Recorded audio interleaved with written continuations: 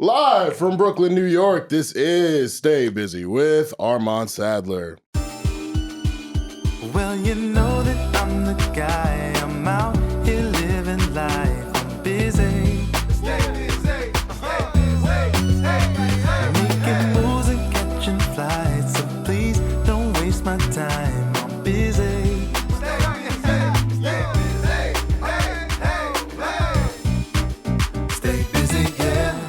Ladies and gentlemen, welcome to another edition of Stay Busy with Armon Sadler, brought to you by the Revolt Podcast Network. This is the podcast where we have responsible discussions on the entertainment business and the entertainment culture. I'm, of course, your host, head honcho, vegan chorizo poppy, founder of Bald Nigga Ballers, the Bald Nigga Bombshell, Chinedu, the only man to sit in front of Taylor Rooks and not tell a lie, Armon Sadler, here with the gang. To my left, my immediate left, my mom's favorite part of the podcast, Miss Bring It to Your Front Door, Miss Rarely Seen but Always Noticed, the Panamanian Princess, Miss 2B's here. What's up, gang? How you feeling? First of all, baddie recognizes a baddie, so tell mommy I said what's up. She popped into my room this morning like, yo, I love her voice. She's so pretty. Mommy, well, yeah, that's the gang. You know I had to bring a baddie on the show. You know hold on. She making soup? New Year's. Yeah. I got you. I'll bring some for us. We can eat soup Jumu on the show. That'd be vibes. I'm excited. But everything good with you?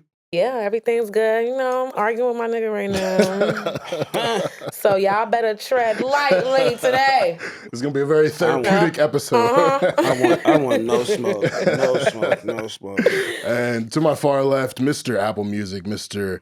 It Gets Biblical, Mr. Are You Sure, Mr. Where There's a Will, There's a Way. Will Foster's here. What's up, baby? I'm doing good, man. I'm doing good. What's up with y'all? No, good. I missed y'all. Yeah. I feel like 95% better. And happy to be back with the gang.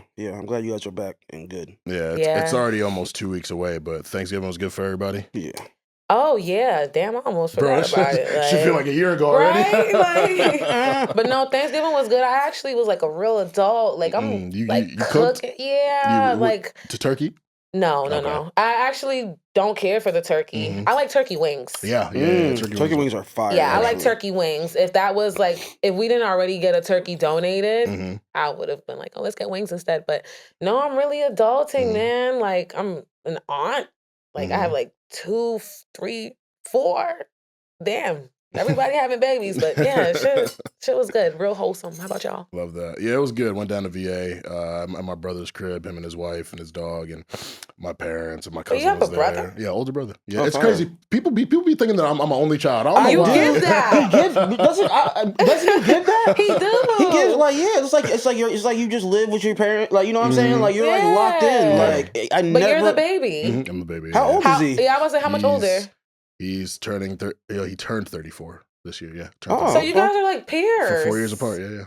Are you guys best friends? We are now. When we grew up, we shared a room. Rival. Oh. We were two very different people, so it was very contentious. But him going to college was like the best thing for our relationship. Like, I love that. Absence makes the heart grow fonder type thing. Like, it was one day he texted me a check-in. I was like, nigga, what you texting me for? I don't like you. I was like, wait, I actually do kind of miss this guy. Oh shit. Like, oh shit. It really be like that though. Aww. It really be I like want a that. brother. Yeah, it was good though. It was good. Good times, great food. I typically don't care for turkey either, but my sister-in-law smoked it. That shit was fire. Okay. She went crazy with the turkey. Like it was like succulent and juicy paws, all that shit. Like it was real good. That's not a pause. It's just a force of habit. It's a force of habit. And Will, you went back home? Yeah, I went back to Cincinnati. It was cool. See my peoples. Yeah. See my brothers. Actually, I have two brothers, two younger brothers, and one went to Arizona with his wife. You know, he's married and has kids and like this and that. And then the other brother just stayed home and it was cool. You know what I did though for the first time? I flew with my cat, and that was an experience cat be giving you hell. Your cat is crazy. Like, your cat is crazy. How was that? It was nuts. And you know what? I had her in the carrier, and like when I'm going through security, I thought maybe she just like goes through the machine. They was like, no, you have to take her out. Wait, and you have to take her out and walk through. Oh, I didn't know that now. I had to walk through the shit, and like she just got like on top of my shoulder, and then when I was trying to like take her off and put her back in the thing, she wouldn't let go. Latching on with the claws. She was like, "No, nigga, I ain't getting back in there." I thought we was going home. Like, where we going? Now you on a plane? It was cool though. It was cool. It was cool. Good. Yeah, I love that. A couple things, of course. I want to shout out my bros. It was our Founders Day this past week, so shout out to Alpha Fraternity Incorporated. Happy belated to my guy Nick, our former executive producer and co-host. We had a good time at his show and party last night. I'm surprised that I'm alive and well because I was lit. And you were early. Yeah. So we had no excuse. Well, I did. Traffic. It happens. But yeah, good times this weekend. And December's here. It's cold. I hope y'all are, bundling up. Don't play around. Some of us were dealing with some sickness due to the cold weather. So make sure you bundle up. Don't play around. We getting older. Our immune systems is for fighting for their lives, and so are we. So yeah, just make sure that y'all take care of that. But what's buzzing on these streets, Miss 2Bs? Ooh, let's get into what's buzzing now. All right, so did y'all see that the Streamer Awards just happened? First of all, I'm impressed by the world building that is going on with that whole industry. Yeah, and like people are seemingly like ignoring it. Or whatever, or don't know what's happening. But there was a moment where the host, I don't know who she is. I don't really know the streamers like that. But the young lady, she decided to quip on Kai Cenat. And there is a viral meme going around of Kai after he cut his hair after the bet. And it's comparing his looks to Diddy. Now, I don't see it. They're just two black men, probably with similar features. And it's not even that similar. Probably they're dark skinned. Yeah. They're both black with haircuts. Yeah, and probably have the same type of haircut. It's just like, or probably got moist lips. I don't know. Yeah, but, you know. You know what I'm saying? So it's like that. I'm just like, I don't know. The joke kind of feels anti-black, but I don't want to be too. Well, actually, let me not say that because the girl Michelle, she released the person behind the meme. She released a full statement saying like she wants people to not be afraid to be too woke, and she just made a meme that took a life of its own. So, but I didn't want to drag it, so I'm just like, maybe it's just lighthearted, kiddie, immature fun. Right. But then she says it to his face, and he's clearly uneasy about it. And I just felt like the timing was off. One, it didn't land because it wasn't funny. Yeah. Two, she's like, "Oh, shout out to your new documentary you did with 50 Cent."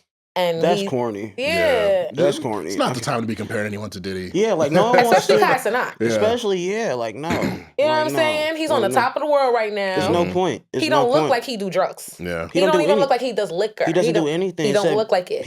Like you said, he's really about his shit. He about that. And I feel like she played with him, but shout out to Ty Lil. Because Ty Lil rolled for his mans, and he took that mic and he told her, if you're going to make a joke, just make sure that it's funny. And I agree with him, but what we saw was an example of these parasocial relationships that are being built and people spending too much time on the internet. She saw that meme and she thought that it would be a good idea to repeat it to him. However, like, say if we were in the creative room, right? Yeah. We probably have all seen the meme or someone would see the meme, but I personally would shut it down. Yeah, absolutely. Yeah, it was no. They were probably in that room, and she probably said that, and everybody was like, "Yeah, that's gonna be good." But like, you need people like us in the room to be like, "No." Yeah. Like, no. These niggas be too online. Too online. They're too online, and then you're feeling like you know who Kai Cenat is because he shares so much. He doesn't even really share so much of his life, but he spends so much time on the internet that you feel like you know who he is as a person, and that, you know, he's a jokey guy. He's going to take the joke, and it just didn't land the way she intended it to, and I'm happy that Ty Lil ate her up. Yeah, he got from the video you showed me, he got real passionate and like really stood because you're not gonna put that on my man's or on even my us. man's. Like no, you're not gonna do that. Especially not at this time. Like Diddy was that guy to get next to literally up until last year. Yeah. You know what I'm saying? It's true. It's 100% the truth. But don't do that to that young black man. Yeah, and just in general, like hosting award shows, like you got to be very careful with people because like they go to be celebrated. So you make someone the butt of a joke and then it's not a good joke. Like you just feel really uneasy. Yeah, Your mouth. exactly. Will Smith, Chris Bro, Rock. I just watched that again recently, and it was a long walk to the stage. Oh yeah, Very long. A very long walk to the stage. He walked up and he slapped the fuck out of him. yeah. Like, Chris didn't know what was about to happen. That was the a nigga long just had to walk. watch him approaching. Yeah, that was like a long walk. He was a few tables Like, back. whoa. Yeah, and then someone asked me like, "Oh, is it real?" I forgot who I was with at the time, and I'm like, "He just said shit on live television. That's fine. Yeah. Yeah. That's real." Mm-hmm. But yeah, the whole Diddy Kai Cenat thing, it was rooted in anti-blackness. It was rooted in parasocialism, and it just wasn't funny at all. Shout outs to Ty Lil for standing for his mans. This is not the first time I've seen him going to the bat for his mans. Yeah. He got Rakai's chain back from Duke Dennis. Like, man, play that King Von. But speaking of Diddy, right? That's the only thing that's buzzing right now. So it's just so funny how that brings me into the documentary. Did you guys watch it in full? I have not been able to watch it yet. I watched a little bit of it. I think. Go ahead. Just go ahead. No, what you think? Because I got things. I think it's so crazy, and I was just talking to Armon about this before. It's so crazy to me that he thought to have cameras around at that time. That was my first takeaway. You feel me? Like, don't you want to keep this coddled and keep this close to the vest, and you don't want to do this? And then like that and then somehow the footage, like, how does 50 get that footage? How do they get that footage? Because well, they do in the beginning of every episode. It says that Diddy hired a camera crew leading up to the trial, and they obtained the footage after his arrest. So he most likely didn't pay for the project, so they own it. So they sold it. Yeah. So you know, I just want to let me read my takeaways, child. So my first takeaway was Diddy hiring that camera crew. I think it showed a level of arrogance that exactly is what got him in the situation that he's in. Yeah. Like, unfortunately, the way Diddy moves is the norm. 90s hip-hop culture is rape culture. I hate to say it, but it was normalized so much. It's in the music. Yeah, it's kind of crazy when you look back on it, for real. Like, it was so normal. Dee Barnes she got assaulted by Eazy-E, and then the rest of NWA went on camera and said, "Yeah, bitch, I'm gonna fuck you up." Like, that was the norm. It was regular to disrespect women. So it's like, I can't even call Diddy out. And I know Diddy's probably sitting there gagged because he knows he ain't the only one. Yeah, he's just part of a culture. He's part of a culture. So it's like, it's really sad, but it is a reckoning. And I don't know how. That's a good word. That's a good way to put it. It's a reckoning. That's the name of the doc. Like, it was so, everything about it. Yeah. Was I liked the storytelling. It was really good. 50, he's so funny because on Good Morning America, he said, if no one says anything, it's going to make it seem like we're okay with it. And that is true, but it's like, we know why you're saying stuff. So it's mad funny. I mean, 50's just he's so like good at the media shit, because like great at it. On IG he's a villain, he's a clown, but you get 50 on a mic in front of a camera, he sounds like the most polished, polite, like refined, like he can frame his villain acts in such got positive kind of ways. Got that nice suit on. He be chilling. He said, we ain't got no beef. Yeah, like, he asked to take me shopping and I ain't like that. This nigga called I forget what he was on. It might have been like CNN or Hannity or something, but he said Diddy was his favorite villain. Like, it's like, he's crazy, yo. And I believe him. Yeah. I believe him. Yeah. Another takeaway was the co-founder of Bad Boy, Kirk Burrows. He alleges that Diddy slapped his mother, threatened him with a bat for his 25% stake in the company, and that Diddy abused him in a sexually deviant way. Now, Kirk, his anecdotes are the ones that moved me the most because he just seemed so like broken by the situation, and he clearly put in a lot of work, and we all know what it's like to be behind the scenes of something so powerful, and I didn't even know who he was until this documentary. Right, yeah. So it's crazy, and he has the proof. He's Justin's godfather. Oh, that's crazy. He has everything. He shows everything, like the books, everything, and it's just like, damn. And I know that Biggie's estate came out and denied some of his claims, like Diddy making Biggie's estate pay for the funeral. But the person who did speak out, he did say that he helped plan the funeral with Kirk. So it's like Kirk is just speaking his truth. And he's saying that Diddy did things behind you guys' back. Like, he didn't want you guys to know about these things. So who's to say that he did go through with it or not, allegedly, or that, like, he just decided not to do it because Biggie's mom is one of those praying Caribbean mamas that don't play. So he knew that, I can't get over. But it was just really crazy to see him speak. And I saw Drew Dixon show support for him and said that was her friend of 20 years. And I know Drew is going through her own personal journey with Russell Simmons and getting her truth out and getting justice for her. And she invented the remix. Like, the concept of a remix.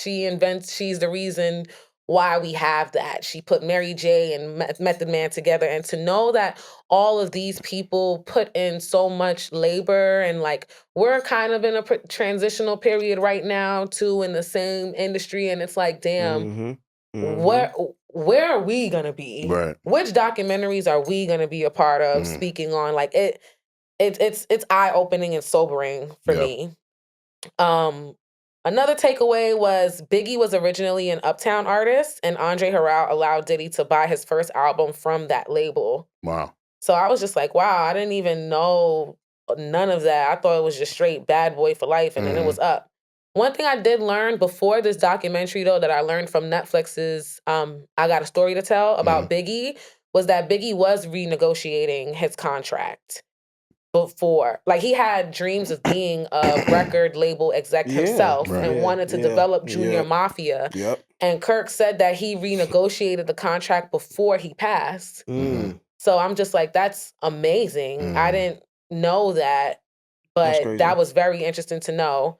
Another takeaway was that Diddy gained fame and notoriety following the tragedy at City College. What was the tragedy? That's crazy, bro. He threw a celebrity basketball game with like all the hottest rappers at that time, Dougie Fresh, everyone, crazy, and it was a stampede and 9 people died. Wow. And that's how he rose to fame. And he was at Uptown Records at the time. Now, that wasn't my first time hearing about the incident, because Andre G., he did release an article on Rolling Stone earlier this year. Documenting the history of the violence that follows Diddy.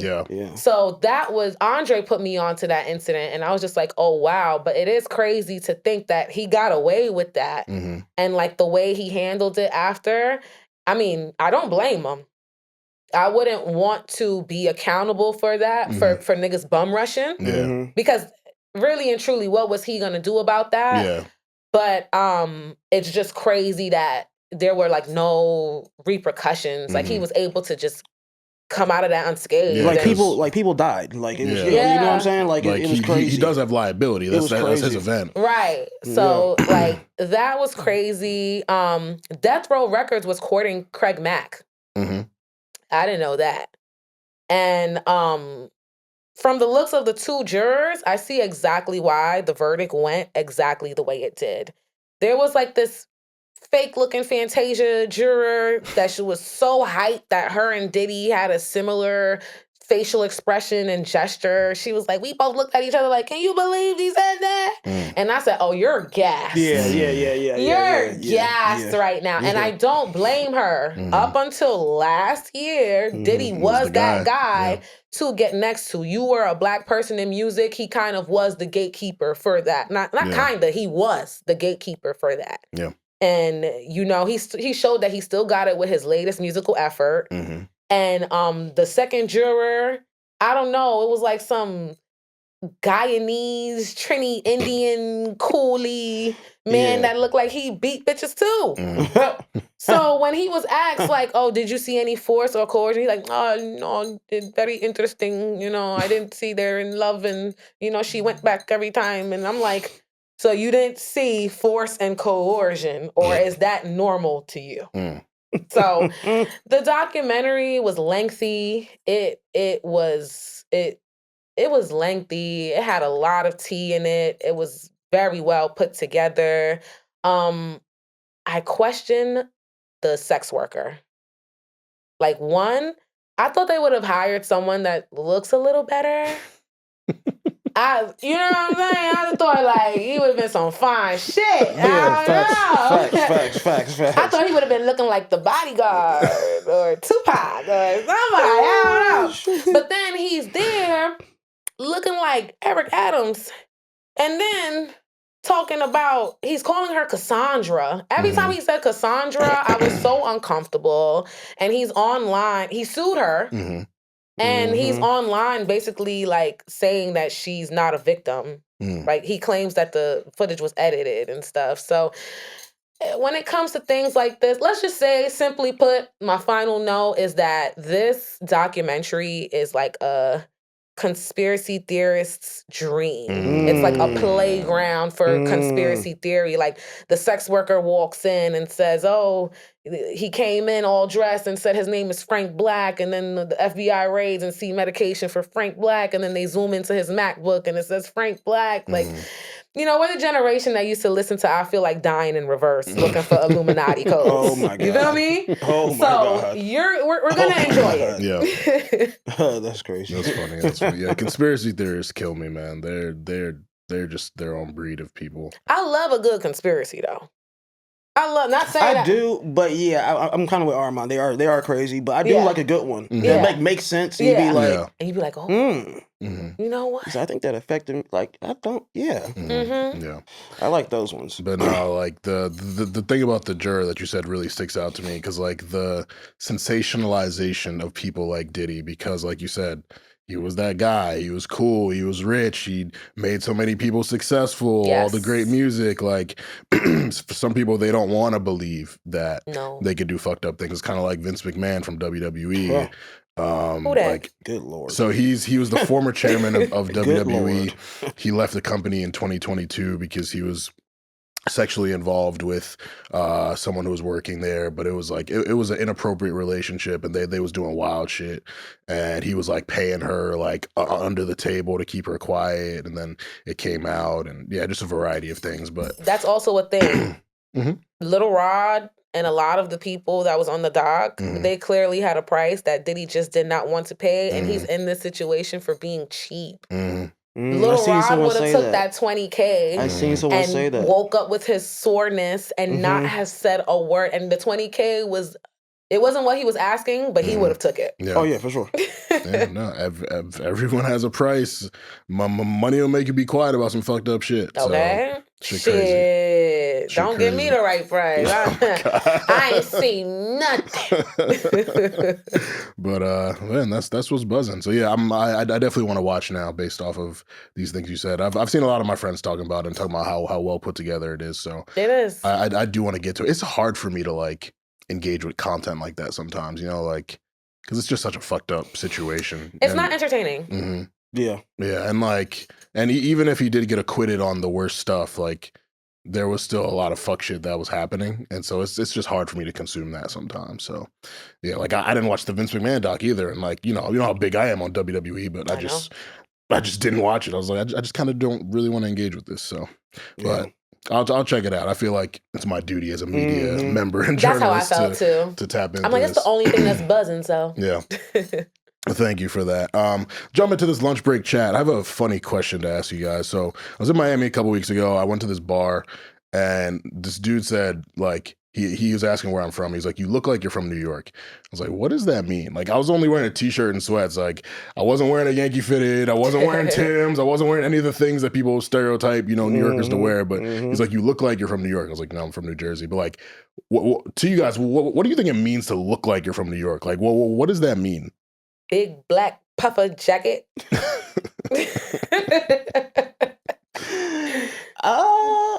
I feel like you can only. I can't. I'm a transplant. Yeah, like I can't lie to you. I'm from here, Yeah. so it's shit's so normal to me that when people call it out, I'm like, yeah, we do that. Like my homegirl, she be like, Eb, you don't play about your coat. Mm. And because she moved to Jersey when we were young. And I'd be like, where's your coat? Where's your jacket? And she like, we're getting in the car. And I'm like, girl. Nah, you need a coat. You need a coat. But now I'm realizing like just the cultural difference because I stayed here. We walk more. Yeah. We're on the train. Yeah. I need a Moncleese. I need a Macaj. I need a big black puffer jacket. I need tall ass Uggs, sunburst Uggs, preferably with the MCM bag. Like I love a New York uniform. Actually, I didn't know the answer. That's what I'm saying. You just went crazy. Yeah, I just started like I like zoned out, started seeing it in my mind. I'm like, You like, oh yeah. It was easy to I was visualize. like, I was just on the You feel train. me? I was just on the train yesterday and seeing it like that. MCM tote, the Macaj, make sure it got the fur. Like mine on isn't a Macaj, it's in the Colburn City. I got it from Canada. Y'all not up on that, but the Macaj, and you know they say Mackage. So Macaj, Mackage, however you pronounce it. The Moncleese. Really and truly, I'm also aesthetically and mentally kind of stuck in the 2010s too. So I was gonna say like nudie jeans and True Religions, but True Religions are back. So They are. You know, stuff like that. Nike Tech. I was gonna say that. But I was gonna say, I think the sweats is what made him feel like you're from New York because you're either from the towns or London casually wearing sweats. You're in Miami, it's hot as shit. Niggas ain't wearing sweats, they wearing shorts. Yeah. So I think that's what gave it away for him.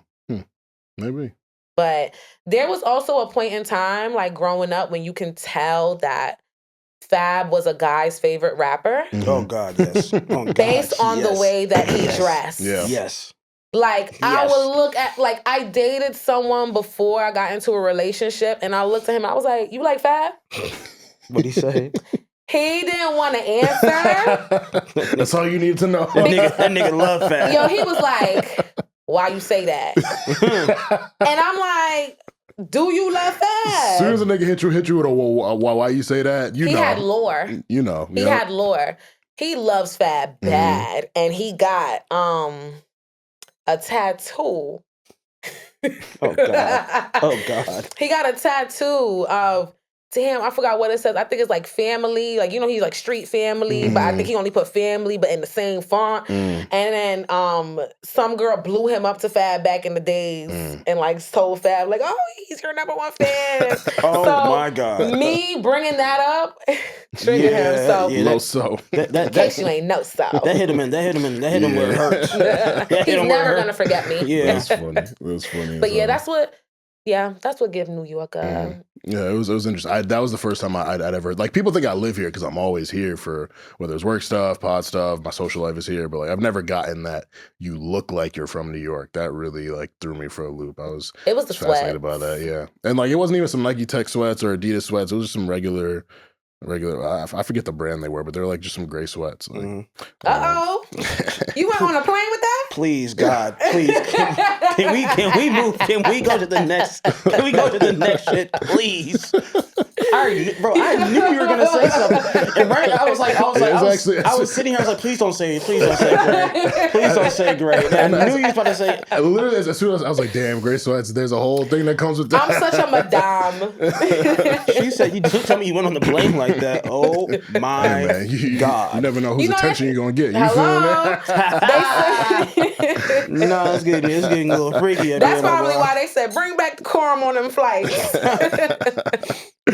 But another interesting aspect of my life, I am now watching Baddies on Zeus. Who got you watching Baddies, Armon? So there's two sets of people. One, funny enough, the same people who kind of got me watching like Love Island, like my homies. My homies watch Baddies on Zeus like every week. Guys? Yeah, they come into the group chat like, yo, Baddies was crazy this week. Like they were scrapping this, that, and the third, blah, blah. And I found it so interesting. So I was like, all right, fine, let me actually start watching. But legitimately, the person I sat and watched with was a lady friend. She got me to actually sit and watch it. And 2 episodes in, it's kind of overwhelming. Like they fight for 75% of the episode. Yeah. It's like 20 something characters, so I'm still getting to know all of them. Like Sukiana's on there, Krishan Rock is on there, I saw she back. Natalie Nunn, and Anna Mac. Anna Mac dates Jazz Chisholm. Isn't that bro? Yeah. Isn't that crazy? That's an athlete? Yeah, he plays on the Yankees. He makes baseball money, Yankee Oh. money. Like Yeah. so, and the crazy thing is, not to cut you off, but like I chilled with her like over the summer, like not like one-on-one, like it's like we did some cash thing and she came to the studio and like she's cool. And then I went online, I see her with Jazz. I'm like, oh, you hit she got jackpot. crazy motion. Yeah, she got like she's That's the thing about being a girl. No, we're facts. going to be exposed to way more than you guys are simply because a man thinks they like the way we look. Yeah. It's crazy. Like, I've been going to the club and been in sections. That's what I'm saying. It's crazy. I was like, oh my god, you were Jazz Chisholm And for like the Yankees. they did the collab post on IG this week. Like Bro, they're official. Yeah, Oh. no, it was Yeah, crazy, like, bro. It was Shout crazy, outs to bro. her. Them collab posts with your couple, that's real. Like, That's when you know it's real. They really locked in. But yeah, it's just like it's overstimulating. Like they just scrapping, arguing, scrapping, wigs, weaves flying, blood bleeding, yelling, all that stuff. And then they like make up. And then they fight again. And then they try to make up, and but it is entertaining though. Like What's I'm entertaining about it? It's just like mindless, stupid entertainment. Like you ever just sit and watch something that like you don't get anything from it. You don't really learn from it. It's just like Not like Love Island. yeah, pretty much. Like yeah. That's. But there's no storyline for this show. So there are storylines. I'm just late to it, so I don't really know them. There but storylines? but for, like, well, one girl, what's her name? I forget. I don't even remember her name, but like she's pregnant, so there's a whole thing with that. And she actually is dating the CEO of Zeus, Lemuel Plummer. Oh, his her. name is. Okay. Yeah. So she announced her pregnancy and like different friendships and like. They got beef with one girl because like one girl started some phrase and the other girl started using it and it like took off, so they're angry about that. Like again, it's still kind of stupid, and I'm still learning, so I'm not even fully hip to all the lore. But like there are stories. It's just it's not comparable to like a TV show with with a theme and plot and concepts and all that. It's just like, do they win anything at the end? Like, is there any money? Bro, That's what I'm saying. These girls just link up at different places, eat meals, drink, and fight. Yeah. From what I've seen, that's literally all I've seen. But again, I'm jumping into it late because Baddies is like it was like the evolution of Bad Girls Club, which was on several years ago. Yeah. Like a lot of the characters were on Bad Girls Club. I didn't watch that either. Yeah, me neither. So the whole Baddie universe is crazy to me. Yeah, like they have like a whole like Marvel universe. Like, it's like crazy. It is. I'm just like I can't follow. And all they of be it. deep. Yeah, bro. yeah. So it's weird for me to jump into like with Love Island it was different because like it's different characters each season, so you don't have to know what happened in season 4 to watch season 6. But this. I'm here years late, so I'm still learning the characters and all their different storylines. But I could have never imagined in year 30 I'd be sitting and turning on my laptop and watching this, but it's Sunday. Well, by the time you guys hear this, it'll be Wednesday, but Sunday night. So after football's over, I'll be watching Baddies. You're locked in. I'll be watching Welcome to Derry.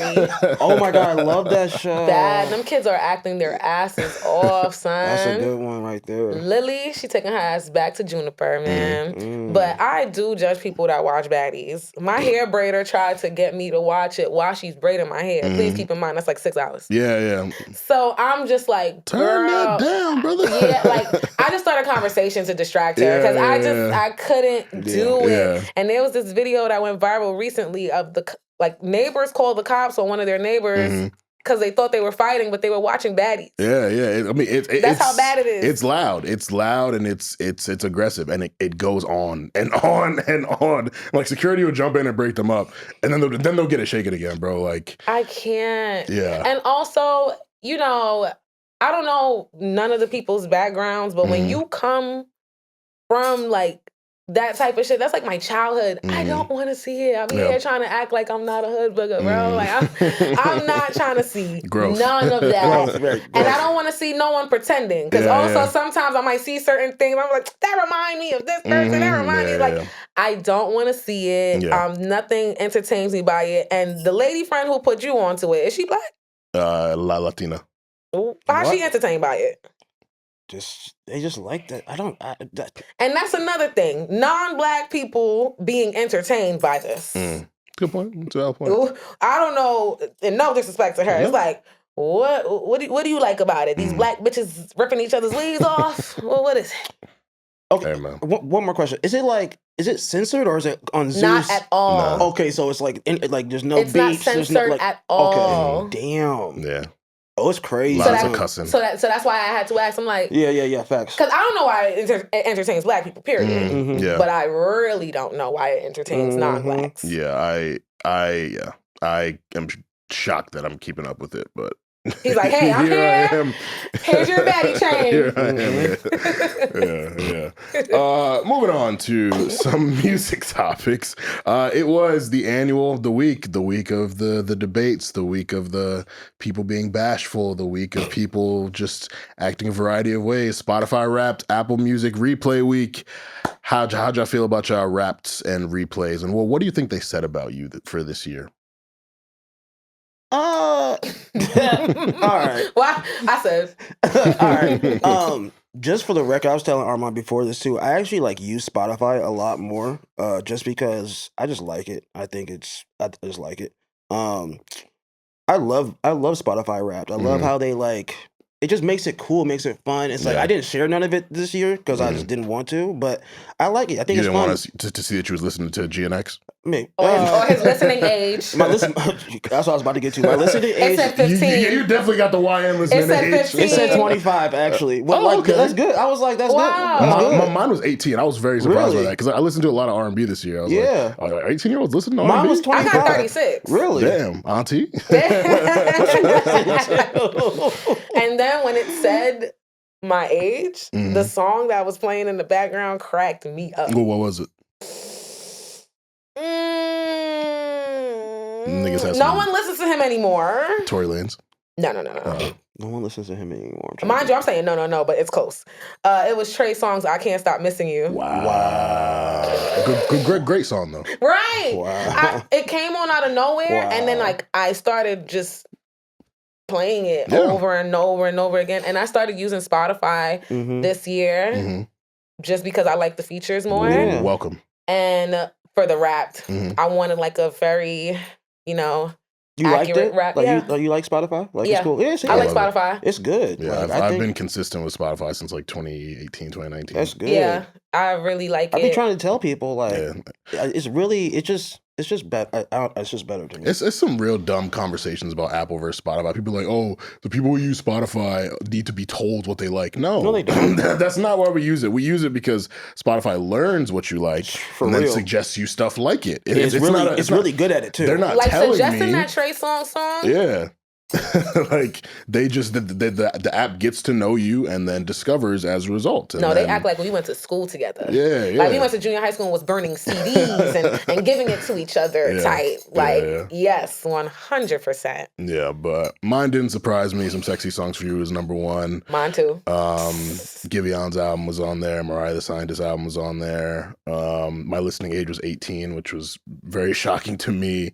Top artists were Drake, Party Next Door, Giveon, Nippa, Justin Bieber, because Swag was dope. I fucked with Swag, so I listened to that a lot this year.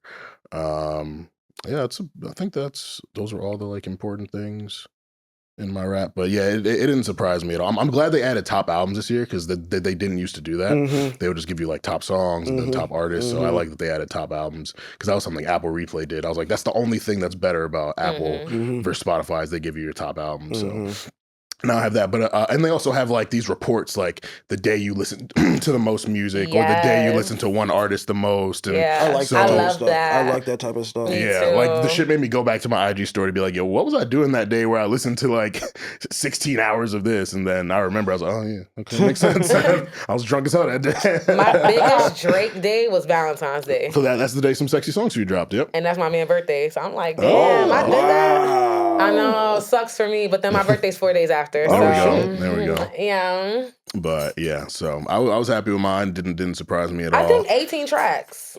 I 18, think that means, yeah. I think your listening age this track. I think that means like, think about when we were 18. We were still like very hungry to discover new music and like discovering artists on our own and stuff like that. So I think that shows that you are like still tapping into, you know, what's coming out, like in the new albums and engaging with it. So Very true. that definitely Yeah, tracks. that's a good point. Yeah. 25, that shocked me. 25, I think I did like we talked before earlier. I've been listening to like a lot of stuff that came out when we was kids. Just now, like the Pretty Ricky, all that type of like stuff, and like Lloyd, like all types of crazy stuff. So, and then like obviously like the young stuff. So I feel like it balanced It's out. a good midpoint. Yeah, it just balanced it out. It was just like, okay. I only listen to stuff that we grew up with now. It said my listening age was 36 because I'm stuck in the early 2000s. Yeah, like. And like, because I feel like we spent a lot of time learning about the 90s. So I just kind of wanted to go back and like, you know, revisit some things, especially albums. I don't think I used to consume albums the way I was younger. Facts. When I got older. So I'm just like, well, damn, I missed this track. Or like, damn, I didn't even know this existed. Like, so. That happened a lot for me this year, like actually like going through and listening through albums. That like dropped. And it's like, oh, wait, this was like a deep cut I never even heard before. Yeah. And like now I see why people like it. And it's just like, that type of stuff is cool. I like that. Yeah, I had a phase where I was doing that a lot. Like this year, I had those few albums I was just like really stuck on. Like literally yesterday, I played the whole Giveon album through like 2-3 times. But I definitely want to go back and dig in the crates to like older stuff that I haven't listened to. So maybe in 2026, I'll get 30 for my listening age or something. We'll see. Maybe I'll get younger. I'll go from I auntie to big sis. I low-key want to test that. Like, I want to go back and listen to like old stuff. So I get like 63 or something like that. Bro, Like 65. I had a couple friends who got like 60, 50, Seriously? shit like I that. saw people get that. How? Yeah, because they was listening to old ass shit. Yeah. They listen to the blues? What Yeah, they listen to? they was listening to civil rights era music, yo. Oh my God. They was listening to Selma music. One of my homies just posted gospel music only. I texted his Jack like, yo, you good? Facts. Like, Every nigga I start doing realize you've that. been distant. I thought I was distant, but God damn it. You good, bro? Yeah, the funny shit is like my homies with kids who play music for their kids a lot. So like their number one will be some kiddie K-pop. artist. Yeah, like, but yeah, Spotify rap season was here. The funny thing, the annoying thing, and this happens every year, is the people who are shocked when Drake shows up on their top 5. I'm just like, bro, I can't stand If he didn't show up on mine, I would have been shocked. he must be paying to get on there. I'm like, yeah, you think Spotify is giving Drake special privileges after he just sued them? Like, come on, like let's If really he think was about it. getting them, no more. Yeah, like let's really sit and think about it. And I'm just like, and I made a TikTok about it. I'm sure you saw it. I'm just like, who y'all trying to impress or who y'all trying to fool, bro? Like, you don't gotta lie about this. Like, or like, are you not aware of the stuff that you press play on when you got your headphones in? Like, it's just weird to me to be surprised when Spotify statistically gives you the data of what you're listening to. Like, it's okay to like, I understand everything with the last couple of years and all that. Like, people will be like, I'm only playing the old stuff. I'm not playing some sexy songs for you. I'm like, yo, shut up, bro. It's okay. Now, Sexy Songs for You was a really good album. Fantastic, like, yeah. I played it down to the ground in Antigua and all of that. Yeah, nah, it's for any setting when I'm home just chilling, when I'm on a plane, when I'm lit, like it's an Uber ride, the Uber ride especially, just putting greedy on and just letting it, just getting that trance, but yeah, so that album was amazing. So, yeah, man. I Yeah, 100% so agree. that is wrapped replay talk. Some new music this week. Disclosure and Leon Thomas Deeper. How do we feel about it, people? It was cool. I think that, you know, I think we spoke about Leon Thomas on Need to Know. Yeah. And like it just seems that like he has the access and the talent and he's doing it because he can. Yeah. and no one is doing things on like an excellent level. And because he is capable of doing it, he's just like, all right, I'm gonna do it and I'm gonna strive to do it. He's been on a run. He's going crazy. Yeah. He's going crazy. I thought it was cool too. I think it was just cool to see disclosure. Yeah, I love and that. they like caught my eye. I was like, hold on. That's the only reason I pressed play. I was like, let me see this. And then then they had the edit, the disclosure edit on his face. I was like, oh, this is cool. I want to see this. Yeah, because I haven't tapped in with anything new they've done in a while. Yeah. But like, of course, I run up Latch. Like Latch is my shit. That's a classic. Bro, that's one of the greatest songs. That's a wedding song type shit. No, real shit though. Real shit. Yeah, Real shit. It made me go back and listen to that. Actually, I was like, damn. Yeah, my homie danced to it for his first dance with his wife in June at their wedding. That's hard. Yeah, and it was the acoustic one. They transitioned to the real one. I was like, bro, this is. They went crazy. They went crazy. That's a moment. But yeah, I really like the track too. Like y'all know I'm into that type of pop house dance type stuff, so I like it. And Leon floated, and he's just showing his range. Like you said, he's really on a run. Like obviously, Mutt last year, and then Mutt Heel this year, and then the Folks EP that he dropped, that joint was really good. And now you got this. It's just like he's in that moment where it's like anything he does, it's hitting and it's connecting with the people, and so he's just trying new shit. It's like when you're a basketball player and you hit your peak and you just start adding shit to your arsenal because like you just got to kill these niggas. So it's like, all right, let me add a turnaround 3-pointer and let me add this fade away in the post, and it's all hidden. The way he's rolled out his career has been amazing to me. Yeah, like it's been very like strategic and just like from him even writing Snooze. Yeah, and like Snooze is I love that song. It's like that's another wedding song. Like people get married to that type of stuff. He's just good, man. He's just good. He's good at what he does. He obviously came from Disney, so he has a level. I bet he has a level of professionalism and work that like a lot of other artists kind of just don't understand or get. Disney is boot camp. Yeah, and like they have now, to do everything. Yeah. So like the way he just rolled out his street artist career as this and that is good, bro. And I think he's just like only gonna keep doing it and getting better. He's probably you think he's gonna win a Grammy this year? I think so. Yeah. Mutt is definitely leaving with something. Yeah, has to. He's been working. He's been campaigning too hard. I want him to literally. get it at this point. Facts, he has. He has. And the people are behind it. Like they've given him that acclaim and that push. So I think it's. I hope he gets it. Yeah, me too. But yeah, great track, really great year for him, and I can't wait to see what he does next because that's what it's all about. It's like, all right, you've had these last 2 really good years, like, and I think he has staying power. Like, I think he's gonna have a long career. But we've said that about people, and it doesn't happen. So I would like to see it. I got to see it before I really put the stamp on it. But I do think he'll do it. And we got another project, Lil Baby, The Leaks, and so. The conversation surrounding this project, don't look at me. It's a lot of people saying this is the best music Lil Baby's put out in a while, and I do agree with it, but it's just telling that a project full of leaks and snippets. That's what I was saying to people. Is the best music you've done. Like that's what I was saying. Because there's no story to the album. There's no like through line. It's just a collection of songs that people have wanted for a while, and he put them together. And so.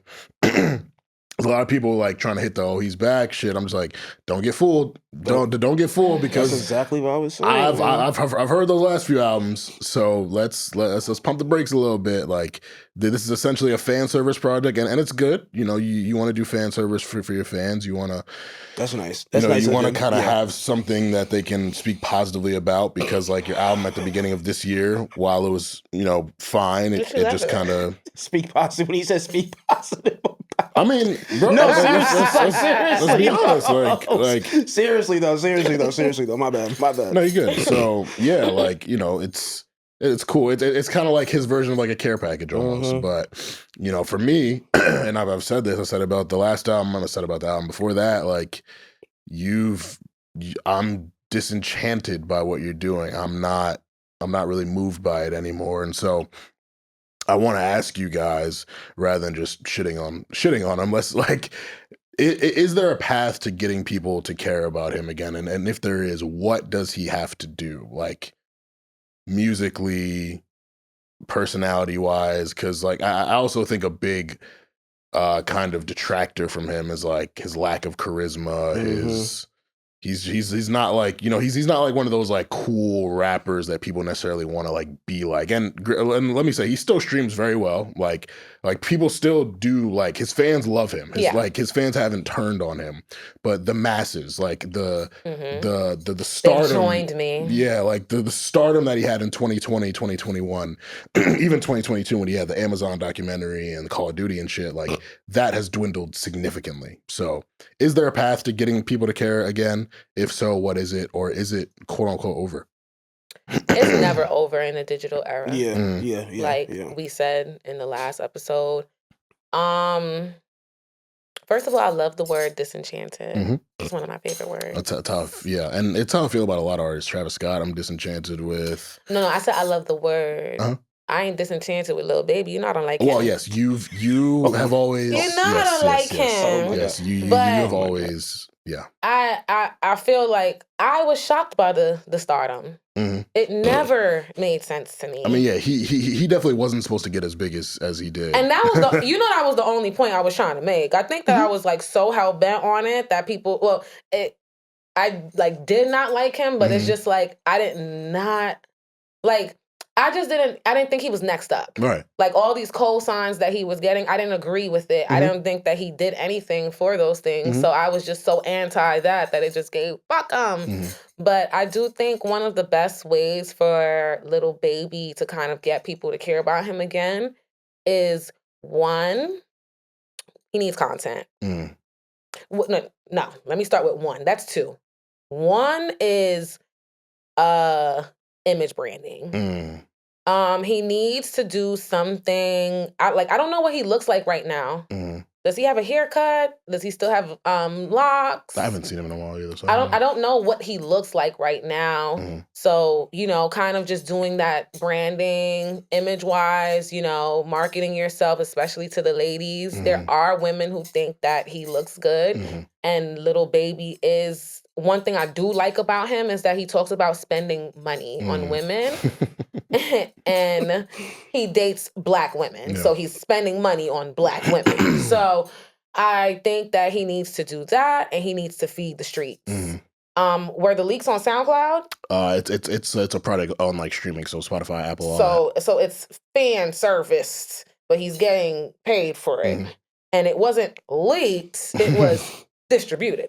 Yeah. Just dumb. Yeah. So, Will, what you think? Okay, well, you kind of mentioned it earlier. I think it's weird. It's not weird. It's not bad that he's doing fan service, but I think he's so far removed from like the My Turn era and this and that. The fact that you're putting out albums full of leaks and has like no type of concept or like world building. It's just like, first of all, I hate the cover too. Like the leaks, the way it's just like they did it just makes me like not want to click on it. Yeah, it was real lazy. Yeah, it's just like that's what it just feels like. Wow, like we're at the point where he has to drop a fan service album and has like no type of world building or like cohesion. It was just like it's just leaks, and it had like a few features on there, but it was really like you said, it was people asking for songs. It was leaks that like that were on YouTube, and people screen recorded like songs and stuff. So it's cool fan service, and I know people like Lil Baby, but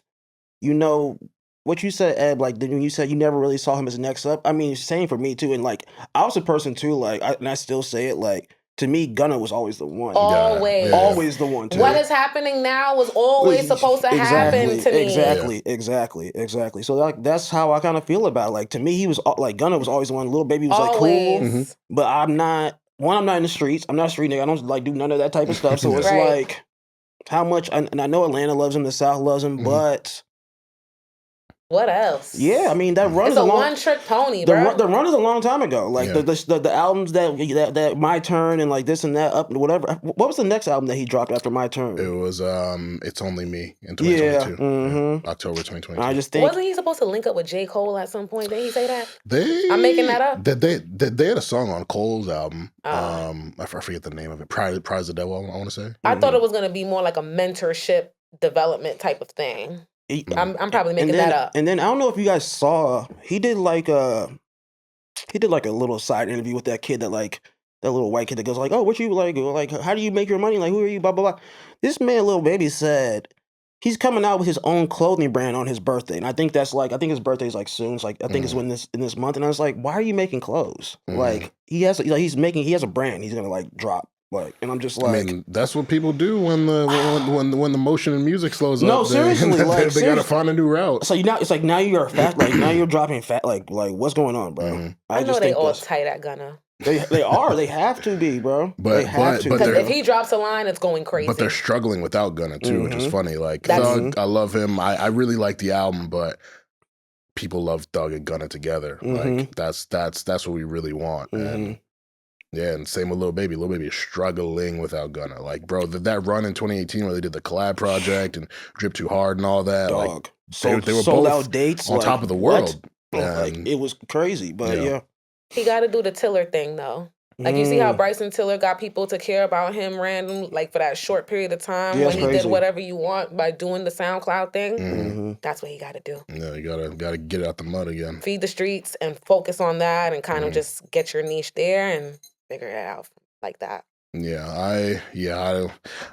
very, I don't see it. It's definitely not going to be what it was when he was, at his peak in 2020, 2021. But, look at like Chance the Rapper, for example. People loved his album this year. Like, and Chance had been quiet for years. And people kind of wrote him off after the big day in His 2019. album was really but good.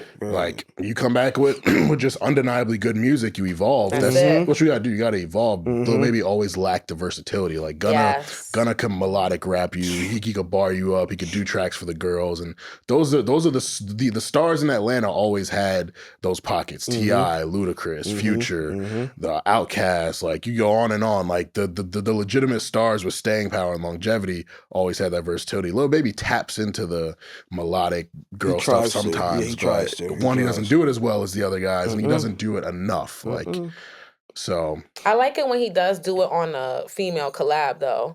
Like when he did Seasons with City Girls. Yeah, it's I'm like, okay, that was a good verse from Baby. Yeah, so he's kind of got to sit in that room and really decide who he wants to be. Because, I mean, again, we know the story. He wasn't planning to be an artist. Like, Thug encouraged him to start rapping. Right. And shout out to Thug, one of the greatest mentors ever. Like the people he's put on and, made rich is, we can do a whole episode on that alone. But, yeah, Lil Baby never had the kind of the foundation, the artist foundation to really, sustain this. So we'll see. Yeah, we'll see, but I'm pretty pessimistic Good about luck, baby. Le baby. Yeah, good luck, baby. Let's move on to our word of the week. Ostensible. Say it with me. Ostensible. Ostensible. There we go. It is an adjective that means stated or appearing to be true, but not necessarily so. And I think that relates to our new segment this week, requested by my lovely co-host, and something fun that I'm looking forward to doing. This is a lyric breakdown segment called Line Items. So this was inspired by a TikTok I put out where I said that Quavo's verse on Take Me Through There was connected to the Underground Railroad, Harriet Tubman, and God. Bro, please send me that after this, because I did not see that. You didn't see that? Oh my God. Did it go viral? It should have. It should have. This is why that is another Take one. Me Through There. I have to get my TikTok game up, because the fact that one didn't go, like. But he got the formula though. It's just because you don't post. Yeah, if you I don't post enough. often, that would have went crazy. Yeah, so I'm trying to be more consistent. Yes. But bro, I was so stupid. It's crazy. I was sitting in Dominica just drinking some beers, listening to the song. I was like, hold on. Brain blast. I recorded, sent it to my boys. They're like, yo, this is good. You got to put it out. I was like, all right, bet, I'll do it. So, So what we got? What we got today? This week, actually, damn, this one actually might, this might trigger you, given what you're going through with your man. Where's my phone? We got Giveon's song called Backup Plan. Now, Backup Plan is about him recognizing that his girl is losing. Actually, this is perfect. I want to ask you I'm so glad I have a woman co-host to ask these questions to. So, a couple years ago, a woman I was dating, we were talking about how like girls kind of operate when they're ready to break up with a guy, and how like they mentally check out of the relationship before they actually break up. Would you say that's a true thing? 100%. Pussy not popping for you no more. All them excuses for her to not want to do the things that she usually do with no problem, or she used to do when y'all first got together. either try to find some solutions or pack it up. It's because it's crazy because you strike me as the type who like once you lose interest, you would cut it off. But like that is me. I try not to do that manipulative game, or if I'm doing it, it's because I have hope that it will work or it will solve itself out. I'm the exact same person. It's hard for me to break up with someone. Like I'm such a real lover, a real yearner that I just hope that, you know, things will work themselves out if we're not clicking and able to work on it. Yeah. There's not even a word for like in Creole. It's only love. Like that's the Haitian that's in hard. you. That's hard. Like that's they're hard. lovers at the That's core. hard. We really are. So yeah, like it's even when I'm mentally checked out, I'm kind of just there hoping that something can spark me to check back. You're also in. a man. Yeah. So it's you guys have been conditioned to do that. Yeah. So that's what this Giveon track is about. So verse 1, he goes, "Say what's on your mind." Now stop right there. When someone got to tell a woman to say what's on their mind, because women, and I don't want to typecast, I don't want to generalize, be misogynistic. Nah, let's do it. But like women are like in their DNA yappers. So if there's something on their mind, they're gonna say it. So when a nigga gotta tell a girl, say what's on your mind, you know you're already in a bad spot. Because if you can see the wheels turning in her mind, you know she got something up there, but she not saying it. It's already cooked, bro. It's getting dark for you. So say what's on your mind. Lately, you and I been needing some love. You just be in those like real like cold periods with your partner where it's like, y'all might go to sleep facing the opposite way. Like, I hate that. Y'all ain't cuddling. Like, I hate that so much. I can't lie to you though. Like, when I'm ready to go to bed, like for real, like we can cuddle and do all that like fun stuff. But I feel like everybody has a sleep way too. Like, I like to sleep one way. So if my back's turned, it's like, not like I hate you. I just try to go to bed. Like, no. I understand. I understand. Me and Ed were talking about it before we record. Like, we're both sweaty people. We both like sweat when we sleep. So like, me and my ex figured out we would just sleep like holding hands, so we wouldn't be like that's hard too intertwined. I put my foot over. Bro, they always. I love that. That's my shit. I love that shit, bro. Right in between the legs.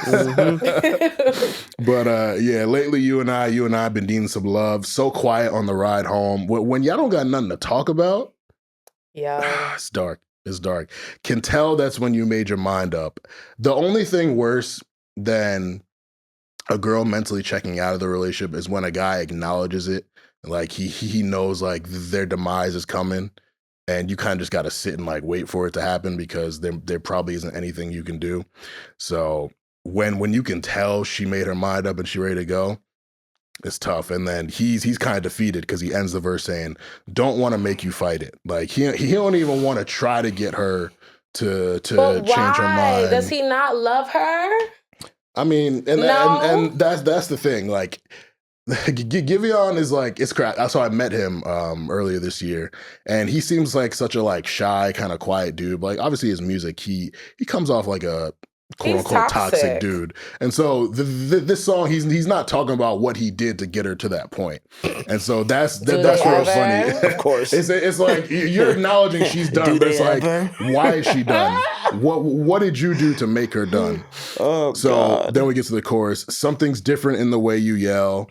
Something's missing lately, I can tell. You're done listening to what I feel. When a girl stops caring, like I'm like when you ask her how was your day and she don't ask you back because she don't care no more, bro. That's. And I love when a nigga know I don't care. Like I've been told, you don't even care, and I'm like, I don't. And then here comes the toxicity. You're done listening to what I feel. Not to mention, I've been treating you well. Now, is that from his perspective or is that always objective? Because again, as a man, I can say sometimes you think that you're doing things right, you're treating her well, but your standard for that and her standard are two very different things. So he kind of tries to throw that in to reject accountability. And then he concludes that she's moved on. Must got a backup plan. You got a backup man. It ain't always a backup man. I was about to say, why is he accusing her? I'm sorry. Because he's a cheater. Why is he accusing her of having a backup man when she might just be done? Because that makes it easier for you to accept. Yeah. Actually, I'm sorry, it would make it harder for me. But go ahead, go. It's because he's projecting what he's doing. Oh. He has a backup. Oh. That's why. I mean, you know, we Yeah. can't. We can't. Yeah. Clock it. Yeah. Verse two, well, okay, so I'll say, speaking as a human being, you know, having gone through breakups and, you know, because in relationships, like, you know, when you're really locked in with a person, like you might see someone, you notice they're attractive, but you don't really like give it too much attention. But when it gets to that point where you think, you know, you might break up, you know, your eyes open up in the world a little bit. You see a baddie at the bar, you look at her a little longer. Mm-hmm. You might start to, you know, fantasize, imagine, you know, what could come of that. A girl on IG who you look at, you like, all right, if I ever become single, I might have to slide on you. And that's just me being real. All right, Niggas don't be fine like that. You said what? Niggas don't be fine like that. Really? No, Mm. they don't. Like, it's very seldom that I am like stopped in my tracks. Like, oh my God, that is some fine shit. Like, every time Tupac came on the screen at the documentary, I'm like, yo, this man, like, R.I.P. So you think niggas don't be, you know how they say like niggas don't be 90s fine no more? They definitely don't. 90s fine is hilarious. They're definitely not Bro, 90s fine. No, I'm they're trying not. to tell you, bro. They're not. Some of the girls don't even be 90s fine No, anymore. of course. I'm like, you have to take the wig off. You cannot be 90s fine with the baby hairs right here. You have to literally have your real hair out. But no, niggas do not be 90s fine. They can't rock the ballsy like Armon. They can't be on their Onyx shit. Come on now. Let it shine. Verse 2, you used to fight a little longer. Man, when a girl don't want to fight for it no more, when she don't want to argue, and it's from a lack of interest, not even from being tired of arguing, but just because she doesn't care enough to even argue, like, that's like, damn, bro. I like violating niggas, no. So there's very few moments that I don't care to tell you about yourself. Like, yo, you probably have you have like a graveyard of men like that you've not a graveyard, but like I definitely move on. Like I'm not spinning the block, I'm not lingering, I ain't doing none of that. But I do, like, I be insulting the fuck out of them. Like I called one a Kevin Samuelite. Wow. Like, I mean, I'm not going to miss that opportunity. If he exhibited Kevin Samuels-esque behavior, then he deserved that one. He was watching that shit. Yeah, that. He was watching that I hated shit. that era. I really hated the Kevin Samuels pandemic. era. Yeah. I couldn't. I just that nigga was really influencing my romantic life, son. That shit was crazy. It's like I can never see you with a nigga that watches Kevin. Me either. And I was bamboozled to learn that I gave my body to a Kevin Samuelite. Yeah, like people I respected sharing stuff from him, or Justin LeBoy just really grinding my gears. Like, that's no, seriously. That shit was great. Like, come on, bro. Come on. Like this is the content that you're resonating with. Seriously. And not only are you consuming it, you're consuming it and connecting enough that you want to share it publicly on your IG story. You're applying what he's saying in your real life. You know, like, that's insane. like that's insane. You know we can see you. Yeah, like, bro. And now Coyle Ray dating him. Like, he's a real person. Yeah, he's a real person. I thought Justin LeBoy was the first bot, and then I saw I saw what he looked like. I was like, oh, this thing is a real person. Like, what the fuck? So yeah, you used to fight a little longer. Now you choose silence over war, making small things bigger than they have to be. Now, conversely, there are the women who don't want to argue anymore. But sometimes when you're harboring so much resentment towards a person, you'll make a small argument real big. Like let's say you're fucking sitting there eating food and like a girl takes one of your fries, but you mad at her from something for 3 weeks ago. Like, the argument, which could have been something real small, like, yo, you don't gotta take my fries. You was fucking taking my fries. Like, you know what I'm saying? You make it bigger because there's just so much tension and it's culminating and it erupts like a volcano. Me yesterday. And then Giveon acknowledges it. Never was this easy for you, was it, to get mad at me? So you start to recognize she's getting angry quicker, easier over shit. It's tough. It's tough, man. It's tough. And then, but back to the chorus. It's because men be dumb. So I like to consider myself an emotionally intelligent person, but I don't like saying that out loud because there's a lot of people who say they're emotionally intelligent.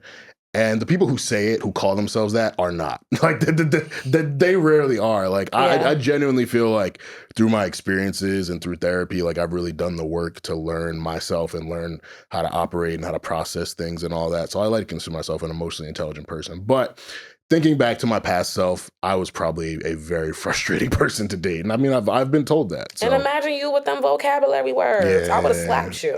Oh my God. I'm not even going to argue with you. Oh my God. Yeah. That's why she's your mom's favorite. Yeah. Hi, Mom. Yeah. But and then back to the chorus. Something's different in the way you yell. Something's missing lately, I can tell. You done listening to what I feel. Not to mention, I've been treating you well. Must got a backup plan. You got a backup man. You got a backup plan. You got a backup man. So that's the song. It's a really great song though. I saw him live a couple weeks ago, and he told the story of what inspired it. This is a real relationship he was in. Of course, again, he didn't tell his side and what he might have done to get them there, but just the whole setup and then seeing it, it was like this shit really. And something that I can relate to through my past and all that. So yeah, it hit home. It definitely hit home. Nah, it's definitely one of those relatable songs for sure. But I don't know. I ain't never have a backup plan. Wow. I be over people. Well, no, I had a backup plan once. Mm-hmm. I did have a backup plan once. I was 14. Oh. No, I was 18. Okay. Yes. Yeah. I was 18.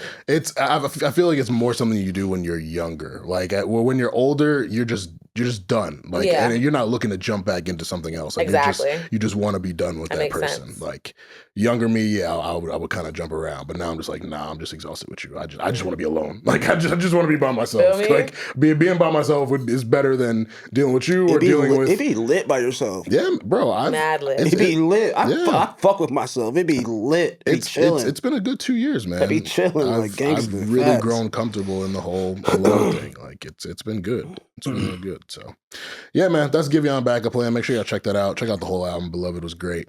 But yeah, that is our line items for the week. Let's get into our board meeting. I'm gonna kick it to you, Miss 2Bs. What's going on with these YouTubers, Milagro, Tasha K, Armon Wiggins? Anytime I see people tweet about Armon, I'm like, wait, what the fuck did I do? I think about what you did I do? all the Bro, time. what is going on? I read that. I was like, is that his last name? Who are these niggas? Like, I was like, yo. And then I met him. Really? Yeah, I met him backstage at Summer Jam. So it was just so funny. I'm like, oh, Armon. But you're Ramon. Yeah, Ramon. So Milagro, she was sued by Megan Thee Stallion for defamation, and she did. The defamation judgment could not be submitted simply because the judge did determine that she is a media defendant. So in that case, she was supposed to get a cease and desist. So that's the only reason why the defamation charge wasn't able to go in the whole entire verdict, but it's not because she wasn't found liable of defamation. She was 100% found liable of defamation. However, that media judgment, that media defendant judgment is a larger conversation that I want to talk about, because we are always talking about like who's a journalist and like what is the definition of a journalist, like what makes you a journalist. But I personally don't consider YouTubers journalists. That's yellow journalism at best. And if none of them even know what that is, it proves my point. Yeah. So just specifically, just for people who may not be familiar with the Milagro or Megan thing, well, what did she do that had her up for defamation? She was working with, she was being accused of working with Tory Lanez and academics to smear defaming claims about Megan Thee Stallion after the shooting. She said she didn't get shot. It was glass. She showed a deep fake AI video of Megan Thee Stallion having sex. Like Meg, she had to go into therapy and like do a bunch of things. And Milagro was just trying to argue that like, I'm not the only person who reported these things and I can't be the only one who was defaming you and causing you distress. And Megan alluded that she plans to file more lawsuits. But she doesn't even, Milagro went online right after and still continued to talk hot. None of them know how to speak objectively. Everything is like opinion. Yeah. So like to label someone a media defendant who is like 99.9% opinion based, I don't know. It's just crazy. Like, I'm not saying that you have to be a college graduate per se, because like Andre G is one of my favorite journalists, and he is a journalist and who did not go to finish school, but I just feel like there just needs to be a level of responsibility and like objectivity while they're reporting in order for them to be considered media defendants. And now this judge put this battery in their back. Tasha K, Armon Wiggins, they were celebrating it as though like this was their win. Right. Because Tasha K was also sued by Cardi B for claiming that she had herpes and sexually transmitted diseases that weren't true. But the difference between Meg and Cardi is that Cardi did ask Tasha to delete it. But Tasha refused, and that's why she was sent to court. So I really liked the result of Cardi's case because it set a legal precedent that I feel like will protect the future of journalism moving forward. And this kind of just is a bit dangerous to me. It's yellow journalism. Yeah. Yeah, that's it's interesting. Like the whole, I've been frustrated with the variety of things the last few years with these conversations about YouTubers and streamers and stuff. Because one, I think that journalists are just super whiny about streamers. Like I don't view them as competition. Me either.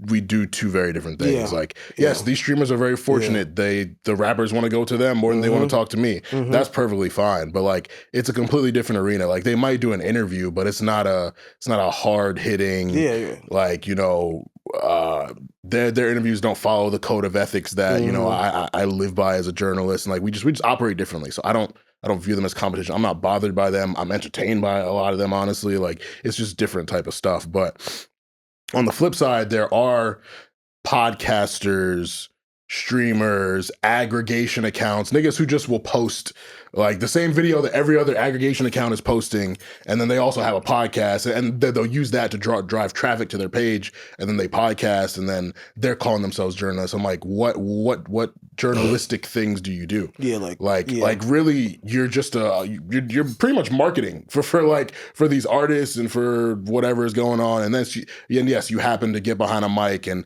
talk and give your opinion on things, but like journalism is critique. Journalism is you're trained in it.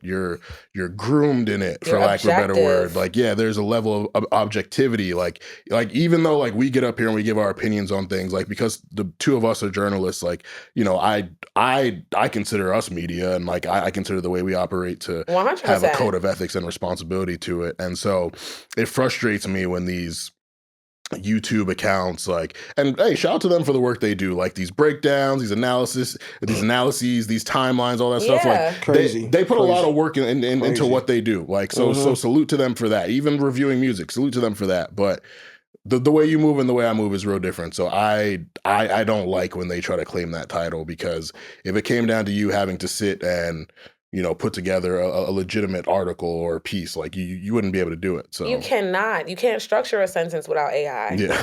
Like, and the bloggers of today are not the bloggers of yesterday. Yeah. Like these aren't the same blog era type. Yeah, they're not writing full fandom. No, these aren't people like following an artist and creating a community and like doing the things. Like no, they're like building their own fame and stuff. So it's like it's crazy to see. But I did have a conversation with someone that we all know, and I'm trying not to be messy. So, and she called herself a journalist, and I was like, set up straight. I'm like, wait. So I want to play a game. I want to close out with a game, y'all. Okay. When, like, can we name at least 3 people in the media spaces that we either know or know of that would be labeled like journalists? Like, or should I start saying names? Wait, like, so if I said Rob Markman, would that be like me cheating? No. Okay. No, because I don't even think the general public even knows who he is. By the way, a lot of people who I know and grew up with wanted to debrief with me about the Diddy doc and stuff, and I realized that people don't know nothing. Niggas didn't know Cassie and Ryan Leslie dated. Niggas ain't know Diddy went to Howard. Yo, niggas talking like I don't think I knew that they dated. You did? Like maybe I did, but I don't know that I did. But yeah, like I don't like. You probably just forgot. Yeah, because I don't get too deep into the relationship stuff. Like if it's put in my face, then I'll know it. But I don't go looking. I was for watching it, you know what I'm E! News, saying? baby. I'm in everything. Yeah. Oh yeah, you're locked in. So, E! News was hello, fire. me and by my grandma's house, please. Yeah. That's all we did. After basketball, because my aunt loved basketball, we watching E! That's News. fire. That's But fire. all right, so Rob Markman is definitely a great example of a journalist. So like thinking about like all the media people in the spaces, like Gabe, would you consider Gabe a journalist? No. Mm-mm. But I don't think Gabe would consider himself a journalist either. Like Yeah. I think he has that respect. Yeah, he is. Yeah. I would say like a media personality. Yeah, that's what he. Yeah. A media Yeah. personality. And that's the thing. People use media and journalism too interchangeably. Yeah. Like there's a fine line. There's a very fine line. Like academics, I'd consider media, but I wouldn't call him a journalist. I don't think he would call himself a journalist either. He does call himself a journalist. Well, and that's where it gets tricky because Right. Ak is very well connected, has a lot of direct sources. He does the work to kind of He can be go one. out and get the stories, but his code of ethics is questionable. And again, while he covers everything, Mhm. like people give Ak a lot of shit for being such a super Drake fan, but like Ak Aren't we covers all? everything. Like he literally covers everything that's going on, all the beef, music stuff, entertainment stuff. Like Ak talks. That's how he rose to prominence and notoriety is covering everything. I love when he curses people out. I'm sorry. He be going in. It is. He's so Jamaican. Oh my God. It is unfortunately very funny when he goes off on someone. It is. But who else? Nyla Simone. media personality. Media personality. Yeah. Lauren LaRosa. I'd probably say media personality. I think she would argue that she's a journalist. She probably would. She probably would. That's a good one. Yeah, she probably would. She probably would argue she's a journalist. I think she would argue that she's a journalist. I think that she became a media personality on The Breakfast Club, but she does have a similar background that we have. Yeah.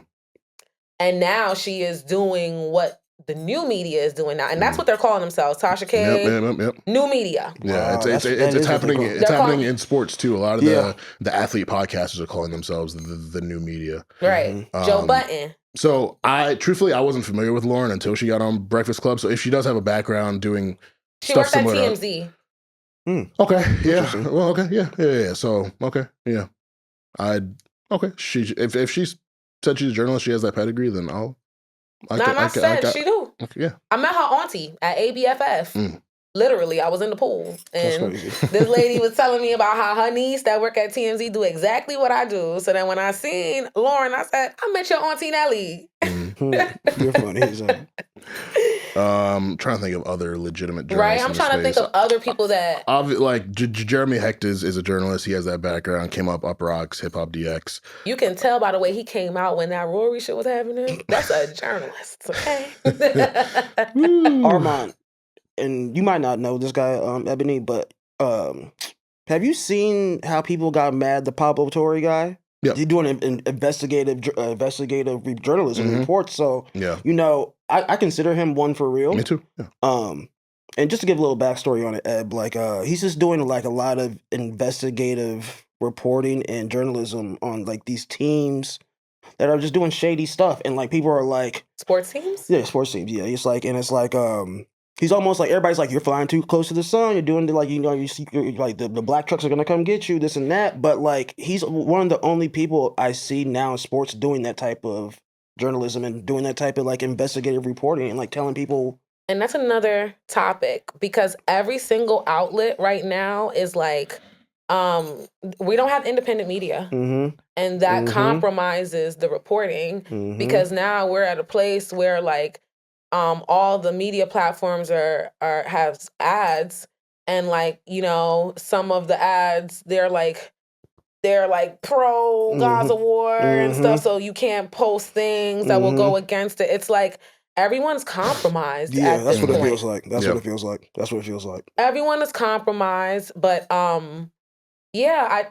it's just such a smaller and smaller and smaller number of people who you can actually consider a journalist. And it's to the point that I don't even think that the new generation even knows what journalism is. Yeah, I mean, and a lot of the journalists that we grew up on have like kind of stepped away, or they're just not doing it as much. Like, you know, Carl Lamar still exists at Billboard. Shout out to him. Like William Ketchum, the work he's done. Keith Nelson. Shout out to my boy Keith. Trying to think who else. Obviously, Andre G, like you mentioned. Like Jordan Rose, even though he's transitioned more into like doing video interviews and stuff like that. Andre is very vocal about how frustrating it is to I like Andre. love. Like he's always vocal about how frustrating it is to be one of the few people to do what he's doing and get no love. Yeah. So what's the incentive? Yeah, I mean, people just don't care anymore, and like And it's something that I recognize. Facts, like it's I hate to admit it, but it's part of what's kind of made me lose my passion for it. Is like, you know, when I came up, journalism was, even though it was in a transitional period, like it was still very like desired. Like people wanted to read album reviews. People wanted to, you know, engage. People it was a cool job. People bro. had favorite writers. It was and stuff like Giveon was. Yeah. Damn. But like, it was, bro. Yeah, like if I could grow up and work and write for ESPN and do all that type of stuff, like hell yeah. Look at every movie we grew up on. The fucking female lead was a damn journalist, whether it's Brown Sugar or like I didn't even realize I probably was marketed to. That's a good point. That's a real good point. No, facts, man. Yeah, like the times have changed, and so it makes the lines murky. And like, you know, some people will go to academics before they will go to a legitimate news site. For sure. Some. Yeah, a lot of people. And my like, cousin just sent me a post about Cynthia and Ariana in a demi relationship. I don't even know what it said. She's like, oh, look, they confirmed it. I said, who's they? Who's this outlet? You ever heard of this page? Yeah. Who is this? That's like that's what people do now. This post format is ruining our community. People see a post and think it's facts and truth, and it's like where did you get this? Yeah. Can you cite your sources, nigga? Talking about Cynthia said. Let me see what? she said that. Facts. Show me. Yeah.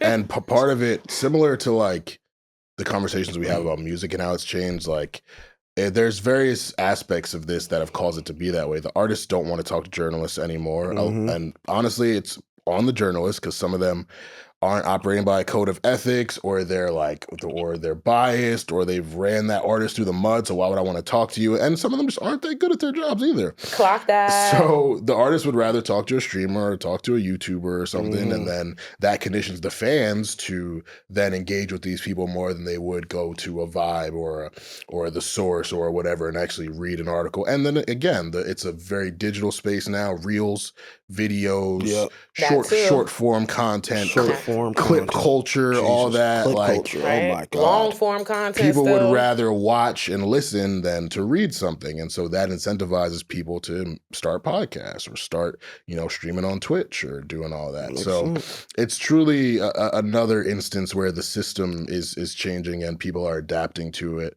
And I mean, a change is inevitable. Like, again, I talk about it all the time. In 2018, when I got my first byline on Revolt, I was super excited about it. But I saw the pivot to video starting.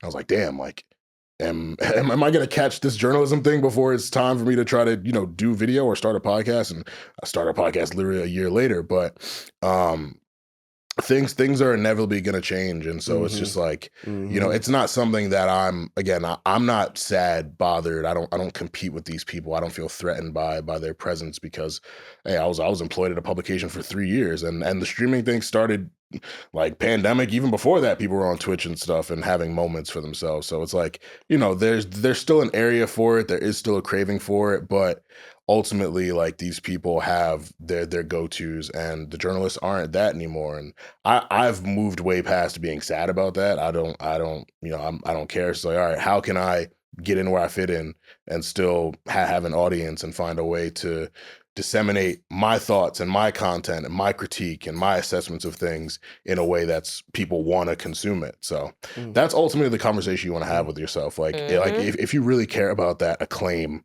like you kind of have to go to where the people are. Like, you know, like Andre G that you guys brought up, like he does his job so well to the people who love it that they still seek out his writing. Yeah. But they're like, the field is shrinking. Like he's one of the few big fish in a pond that's getting drained. And he still feels drained himself.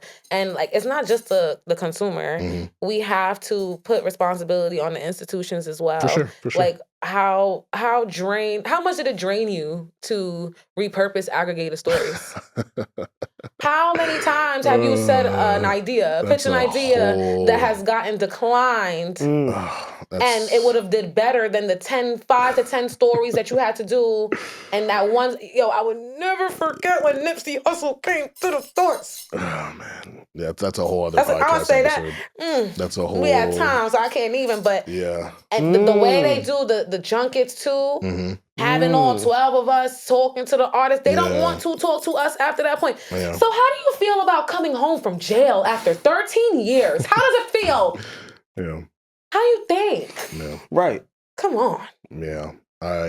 This was a really we're gonna have to do a part 2 of this. Actually, and we're gonna have to bring somebody. Yeah, because you low-key got me interested now. How you just said like they don't like the junket like trying to talk in front, like they don't want to do that. Yeah. Yo, who wants to do that? I was getting dragged. I don't want to do that. I was getting dragged to my Denzel question. Like it went from like positive comments to why the fuck would you ask Denzel that? And I'm just like, well, the one question I was allowed to ask, I had to make it motherfucking count and tie it to my Damson interview. So, but it's like that one, like it's always so fucking fast. So I just can't. They squeezed us out, and now they're saying that it's the consumer that they don't want it. But I bet you, if them Young Thug calls were transcribed, you would see motherfuckers read. Yep. That's real shit, though. That's factual. So we're gonna do a part 2 of this, listeners. We're unfortunately at time with the studio, so we're gonna cut this. But clearly a topic that we feel passionate about. It's interesting as fuck, actually. It's like it's deep. So thank you all for tapping in. Of course, always good to link y'all, have y'all here. Of course, follow us at Stay Busy Pod. Subscribe to the YouTube channel. Subscribe on your favorite audio and visual platform. Leave a like, comment, share, tell a friend to tell a friend. Most importantly, make sure that you stay safe, stay healthy, and stay busy.